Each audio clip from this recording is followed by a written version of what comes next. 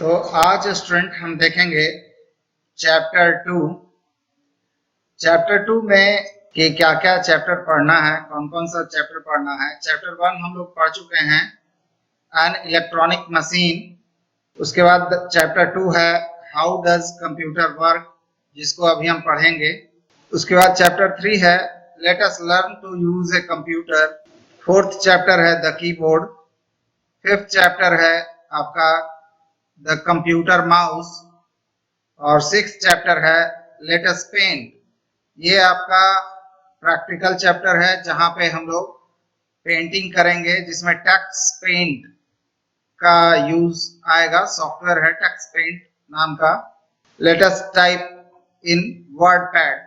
और उसके बाद जो है हम लोग वर्ड पैड में टाइप करना सीखेंगे, नोट पैड में लिखना सीखेंगे। तो ये हमारा पूरा सिलेबस है पूरे साल का, जिसमें अब हम लोग दूसरे चैप्टर को पढ़ने जा रहे हैं।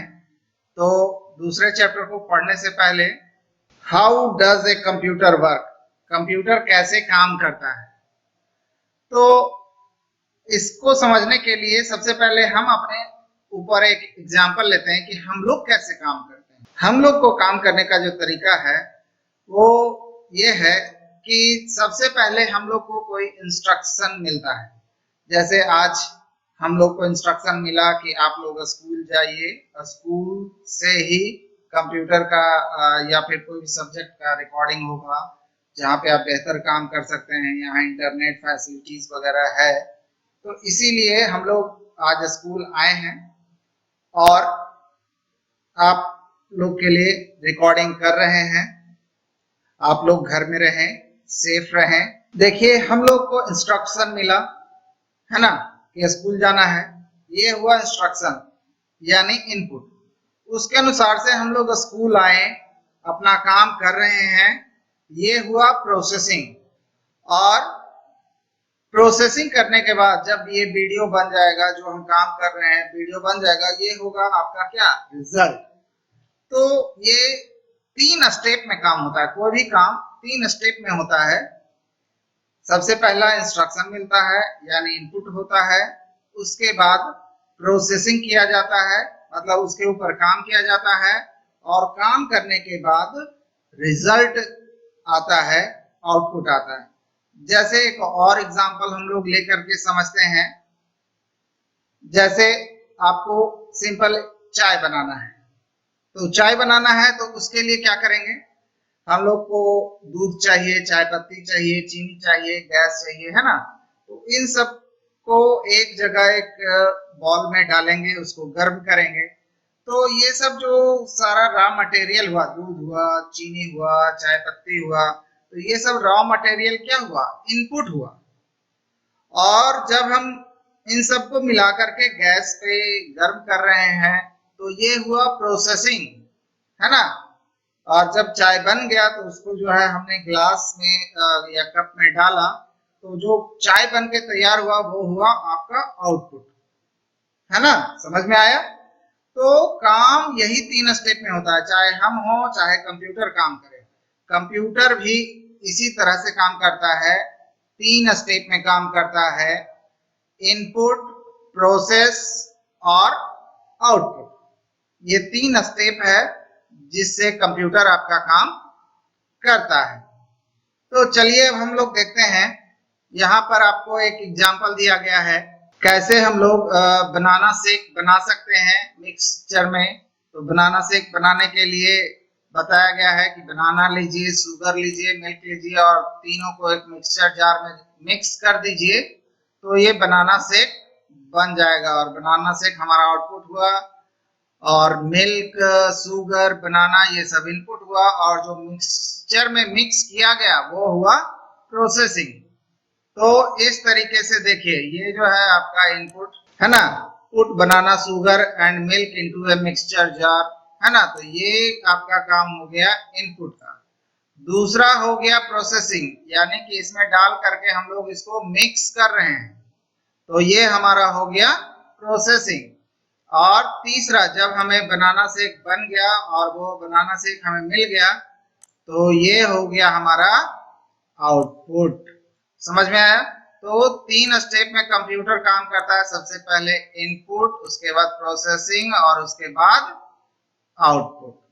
ठीक है, तो चलिए अब हम लोग आगे बढ़ते हैं कि कंप्यूटर भी 3 स्टेप में काम करता है।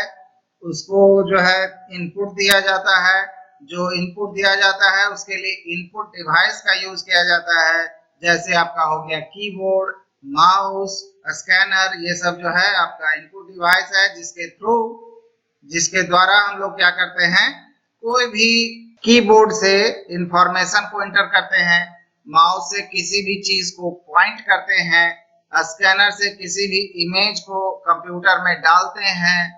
तो ये सब जो डिवाइस हुआ वो इनपुट हुआ कंप्यूटर के लिए। ये रॉ मटेरियल हुआ, डाटा हुआ, इनपुट का काम किया, और जो भी हमने कंप्यूटर को दिया उसके अनुसार से कंप्यूटर काम किया। मतलब जो हमने ABCD इंटर किया, किसी चीज को पॉइंट किया, कोई काम करने के लिए उस बटन पे क्लिक किया, तो उसके अनुसार से कंप्यूटर काम करेगा। और जब काम करेगा तो वो क्या कहलाएगा, प्रोसेसिंग, है ना, वो चीज कहलाएगा आपका प्रोसेसिंग। और काम करने के बाद फाइनली हमें जो रिजल्ट मिलेगा, मतलब जो चीज हमें फाइनल बन करके मिलेगा, जैसे हमने एडिशन दिया था कंप्यूटर को और जोड़ करके दे दिया, तो वो हमारा जो रिजल्ट आया नंबर, फाइनल नंबर, वो हमारा क्या हुआ, आउटपुट या रिजल्ट। ठीक है, तो इस तरीके से हम लोग आगे अब बढ़ते हैं।